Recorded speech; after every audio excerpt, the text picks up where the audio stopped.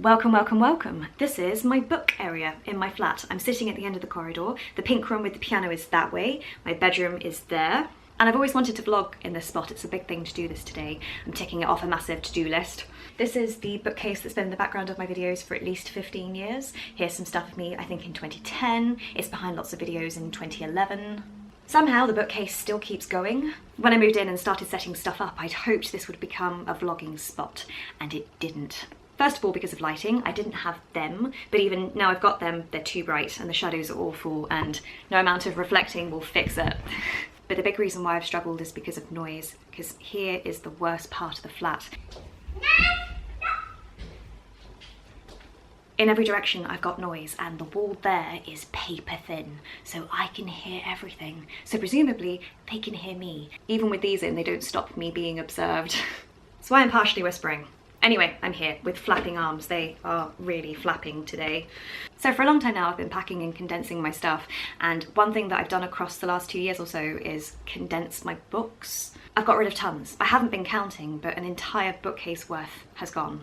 This is one bookcase I have. It goes to the ceiling. And then there's another one round the corner. That's what it used to look like. And then last year it got to a point when I got rid of the majority of the books from that bookcase. It looked like this. And then since then I've changed things again, and all my childhood books are now on that bookcase. This is what it looks like today.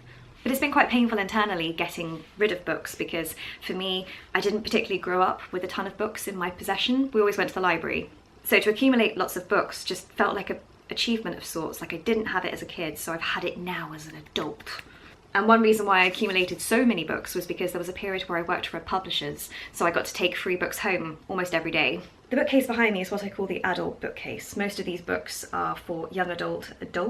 There's a few non-book things, such as all the HelloFresh recipes. A couple of books here I've been given. I was given that for a Secret Santa. There's faith stuff here and some up there, but I just hold on to it. I haven't delved into this since maybe COVID. They are so loud. This one should actually be around there. I have my Penguin classics and all sorts of classics at the bottom. I've gone through periods of organising all my books in colour order, and I do love that. I visually prefer it. However, every now and again my brain needs a shake-up, and so I've organised it completely differently. It's not colour-based anymore. That is, as I sit here today, there's about 15 books missing, and I will insert a shot of them at my parents'. These are really important books, or books I'm currently reading. But aside from that collection, every other book I own is in this flat currently, and that's the first time I can say that, which is kind of funny because they're all about to go back to my parents. I've got them all together so they can all be packed together. Part of me wanted to sit down and go through all the individual books, but I don't think I've got the energy. Also don't know if it would be interesting. Doing like a tally chart, read, not read. I don't know quite what the future holds in store, and also I don't know where all my stuff is going to be stored currently and what state it's going to be in. So I'm also sitting here today to document this because I don't know the next time I will be sitting with all my stuff. That goes for everything, but also the books. As I sit here looking at the bookcase, I feel like I've read about 80% of what's here. I'd like to get to a point where I've read every book that I own. But I also feel like I've gone through a weird relationship in my 20s with books. Not just books, but media in general, but in terms of books, stories. When I was about 21, I made this video, and lots of you know me from that. It's not that I regret that video, but the way in which I was talking about that specific book, I guess you could have applied to a ton of stuff. Like my brain was processing things and recognising patterns and was getting frustrated because everybody else seemed to be enjoying things, when my brain's like, but that's already been done before. That's been done thousands of times. Why is it exciting? Because of how my brain works. I feel like I've sort of fallen out with forms of media because of pattern recognition, because I am autistic, and I'm finding it really hard to enjoy stuff for what it is without comparing it to the thousands upon thousands of things I've already consumed. But I do feel that lots of us experience this as we get older. Everything sort of becomes a bit repetitive. It's not necessarily a neurodivergent thing, but I feel being neurodivergent definitely skyrockets that. So in the last couple of years, I do feel like I've slowed down with my reading consumption. Especially now that I've weeded out a ton of stuff that's not necessarily brought joy, I've sort of left what I think is important. But even now, there's at least 20 books here that I think go. That's one, those two. Something my brain has also been struggling to process is neurodivergence, but also in terms of other people, not just myself, but when I'm consuming media. Not that you have to know who somebody is in terms of their neurodiversity, but it can make a massive difference. How many characters here are neurodivergent, or they come across as neurodivergent even if they've not been written as such? One big one that I'm thinking of, where is it? Oh no, I can't see it. Ah! Oh no, it should be at the bottom. Is it because it's a smaller book? I've rammed it in somewhere. Ah, there it is. Oh. One example I have is Pride and Prejudice. Is Darcy neurodivergent? Is he autistic? Because if he is, it makes perfect sense. Especially when you watch the film adaptations, I think that's even more obvious. Not that I'm as rich as Darcy, but there's lots of things that I relate to with Darcy now that I understand myself better. I'm completely off topic, but yes, in 2009 I did say the following.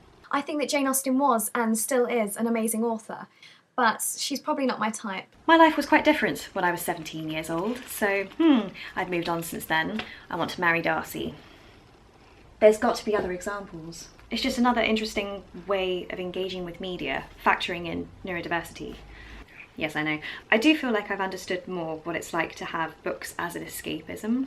Particularly from my late 20s into my 30s, I do feel like my relationship with stories has become more complicated in that my life has not gone in the way that I've wanted, especially romantically. And so I find it really painful consuming stories about love to a certain degree, because that's not my life and I don't experience that. Or my experience of love was nothing like the majority of the books that I was reading. Or my lovers were more like the villains rather than the loved ones. And then there's the frustration of falling in love with book characters and they're not real. I mean, I said this last year. I am so attracted to Jamie, preferably with his kilt on. Like, he is the perfect man. I mean, they do exist, but only in books. If I can't have the person of my dreams in reality, I can certainly find them in books and forms of media. I think books are an escapism. I think they're not necessarily a true depiction of life as an overarching statement. I think individual books can be, but books overall, you can't put a blanket term on it, but my experience of life is nothing like the books I've been reading. Which leads me on to the next topic, which is self-help books. The amount of them that I have got rid of in the last 2 years. Books I've been sent, books I've been forced to read, books companies have given me, like a ton of it's gone. There's some books up there. But as someone who was misdiagnosed for 30 years, the amount of self-help books that I have read from the perspective of things I've been diagnosed with and I didn't relate to, and that now makes sense. So I felt bad getting rid of a ton of that stuff because it's designed to help, but it's not designed for me. It's not designed with my disability in mind, so it's not actually helpful. So it was a big thing to get rid of those books. There was one day, I think in 2023, I just had a bit of a... I just walked past the bookcase and I couldn't believe how many books on my bookshelf were not designed with autism and ADHD, but specifically autism in mind. And I felt angry. It's like these are possessions of a partner I need to get rid of. Just because I'm neurodivergent doesn't mean that I can't deal with mental health stuff. We all deal with mental health stuff. So I have kept some stuff. But when the bulk of my problems is neurodivergence as opposed to anxiety and depression, the books aren't helpful. I'm trying to eradicate what is my brain and it's not supportive. So much makes more sense now. Another random topic in terms of books, font. So I find certain fonts harder to read, particularly when it's more old-fashioned and tons of quirky bits inside. I need simplistic text to read. Also, I find it frustrating, and I always have done, reading black text. I prefer blue. I've always preferred writing in blue. In certain exams we had to use a black pen and I would find it legitimately stressful trying to compose my thoughts with a black pen on white paper. I wasn't allowed a laptop or computer. I wasn't diagnosed back then. I wasn't even allowed extra time, and I probably would be today. It's amazing I got through my exams, truly. I cannot believe I managed that. I got through education, I graduated. Technically I have a degree, not that I think it's worth anything. I did it without my diagnoses. Part of me also had to come to terms with the fact in my 20s that yes, I like books, but I also really like covers. They say never judge a book by its cover, but I do feel more attracted to books because of their cover, which I find frustrating with my Kindle because there's no colour. I want colour within my Kindle. I want to be able to change the font to a blue colour rather than having black, but I do prefer reading my Kindle to real books because I can change the font. That's a topic, synesthesia. So in terms of titles, in terms of subjects, but also in terms of the authors that I see, like the text on these books, it doesn't connect with the colours inside my brain. One book that it is correct is Scarlett Thomas. That's quite close. I also love the fact that it's got black pages. There are some books that I own and I haven't read at all, and I struggle to read them every time I try. This is one of them. I think this is the one where she just doesn't take a break. So many commas. And that's something I used to get told off for in school. Endless commas. I realise so far I haven't even referenced the DVDs. Yes, these are all my DVDs. A few of them need replacing because they're so scratched. I've played them so many times. I'm not a big fan of streaming services. There's pros and cons. Some of the pros are brilliant, but there's a ton of cons. I think it's really important to have physical copies of media.